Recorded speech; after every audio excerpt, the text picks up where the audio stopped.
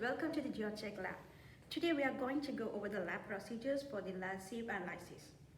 Grain size analysis is used to determine the size of grain particles that is present within the soil. It is expressed as a percentage of the total dry weight. There are generally two methods used for finding the size distribution of the soil. One is sieve analysis and the other one is hydrometer analysis. Sieve analysis is performed to determine the distribution of the coarser or large size particles, whereas hydrometer analysis is used to determine the distribution of finer particles. In today's lab, we have four major objectives. The first one is to plot particle size distribution curve. Then from the curve, we have to find D10, D30 and D60 values. Then we have to find the coefficient of gradation and uniformity coefficient. Finally, we have to see the percentage loss. If the percentage loss is less than 2%, then it is acceptable.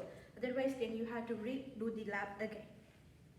To conduct the mechanical sieve analysis, we'll be taking sieves ranging from number 4 to number 400, number 4, 10, 20, 40, 60, 100 and 200.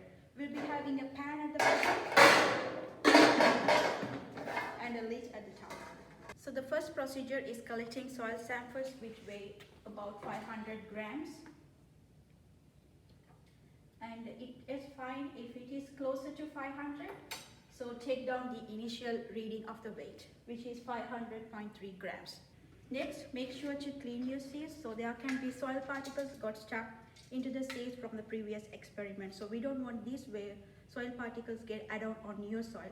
So we have to get the sieves and then we have to clean them so we get rid of all those sieve particles. The next procedure is measuring the weight of the individual sieves. So from sieves ranging from 4 to 200, you have to weigh the mass of each individual sieves. After measuring the weight of the sieves, you have to add the soils that you measured, which is 500.3 grams, into the sieve. Once the soil is added into these sieves, you can put the sieves in the sieve shaker and secure it with a lid on the top. Then it's ready to be sieved. According to the ASTM standard, we have to shake it for 10 to 15 minutes, but in this experiment, we are going to be using 10 minutes for shaking the sieves. So make sure to put 10 minutes. Once you have set the time, you can start the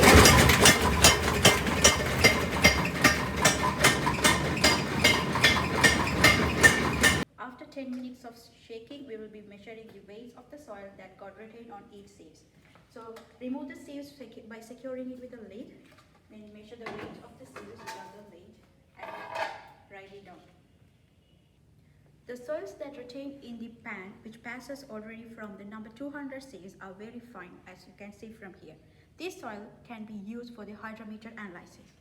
Compute the total retained mass by adding all the masses that retain in your sieves and also in the pan. All these masses added should be within plus or minus 2% of the total weight of the soil that you add at the start of the experiment. To find the percent passing, you have to deduct 100 minus the summation of the percentage of the soil that retained on that particular sieves and the sieves prior to that. If you find that, you can find the percent passing from that particular sieve. Now we have the percent finer for the coarse materials. For the soils that pass through the number 200 sieve, which is the finer material, we have to carry out hydrometer analysis. So with the values that you get from the sieve analysis, you can plot the curve, and after doing hydrometer analysis and once you get the finer materials percentage, then you can join both curves.